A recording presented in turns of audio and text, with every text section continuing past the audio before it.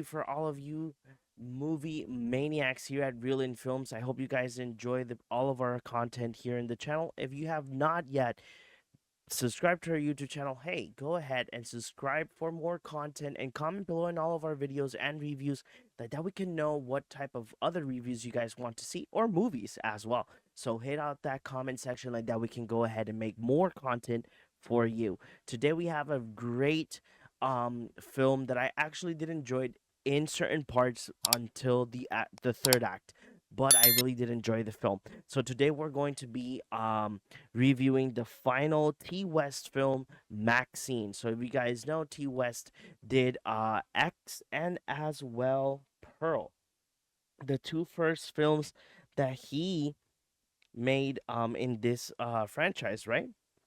Where we've been following one of this exact same characters, that is Maxxine. In this case, we are reviewing Maxxine. Hey, what a coincidence.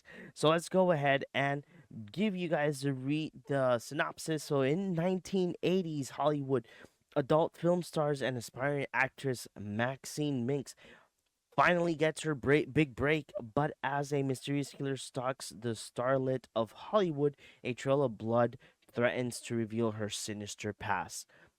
And we have our main cast, that it's Mia Goth, we have Charlie Rowan McCain, Simon Prast, Deborah Geffer. We have so many cast members here. We have Giancarlo Esposito. We have Kevin Bacon as well, and much more. And I gotta say, guys, that this film, the first two acts were amazing. I know that in the first two acts, T West was like, yes, this is what I want to present to the people. But I think that story wise, in regards to the previous two films, that third act didn't give me what I wanted for like this franchise, for these three films. Story wise, I loved it because again, it it mixes in so much with X and Pearl that when you get to Maxine, you're like, yes, this is what we want. But like I said, I don't know if it's because T West wanted to throw in the third film like really quick and not give it a little bit of love to the third act, but I felt that the third act was a little bit rushed in. I think that there was a little. I think that this could have ended one differently. Two, it could have been better for our character Maxine, and three, I think that if the third act would have been a little bit much more different, it could have been a little bit much more better. I understand probably why he did what he did on the third act, but I think it could have been a little bit better. Um, so throughout the film, we do see Maxine. You know, she's a very popular and famous um I know that I can't say it. Adult film actor, adult film star. And back in the day, you guys know that in the 80s, if you wanted to see that type of content, instead of using your phone or your laptop, you would need to go to a rental store and rent it out, or there were other ways that you could do it, right? So Maxine became very famous on that industry, being the fact that she got her break on an acting gig to be like in an upcoming sequel for a previous film with a famous director. Then she goes ahead and starts working on her role to being a movie star with this secondary film that she was going to be the star in. But then her past starts haunting her. So I say that in terms of the story, like I mentioned, in terms of story, the film is great. But like I said, the third act is the only thing I did not enjoy. I loved the aesthetics of the film. I loved how it was shot. I loved all of the action pieces. And when I say action set pieces, I mean there was like a couple of scenes that where she's running and whatnot. I really did enjoy because the film felt T West made sure that you were watching an 80s film, and that's one of the things that I really enjoyed. being the fact that even though I was not born in the 80s or raised in the 80s, I'm a 90s baby, but I was raised with these type of movies. Like I was raised with the 80s, and I really do love 80s films. I love the aesthetics. I loved how original films were back in the day, even though sometimes they were bad, sometimes they were good, sometimes they made actors super famous. But Maxine gave me the vibe that I really wanted to see in the film.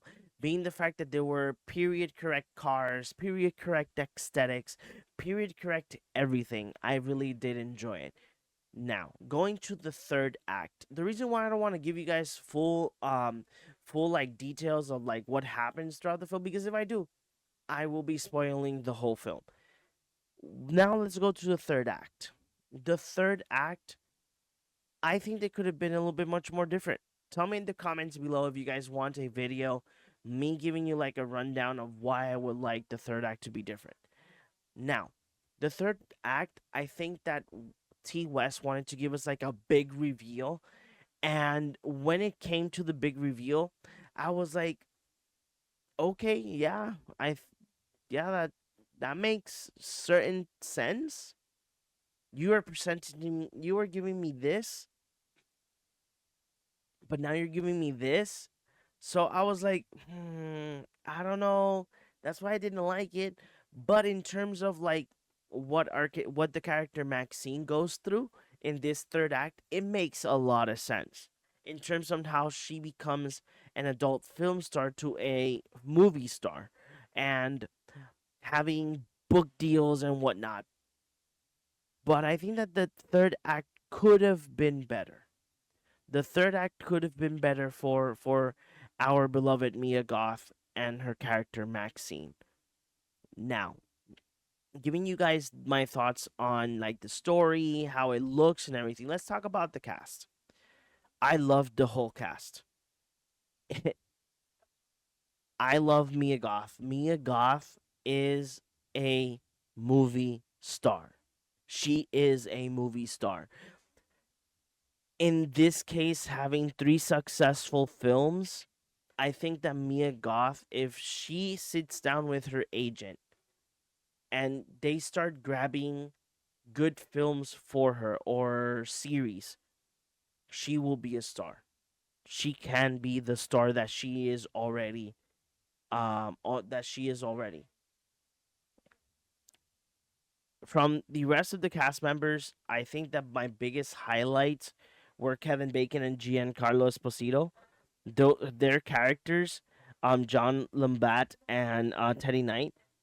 I think that those two characters, even though they were like in certain scenes, not everywhere, but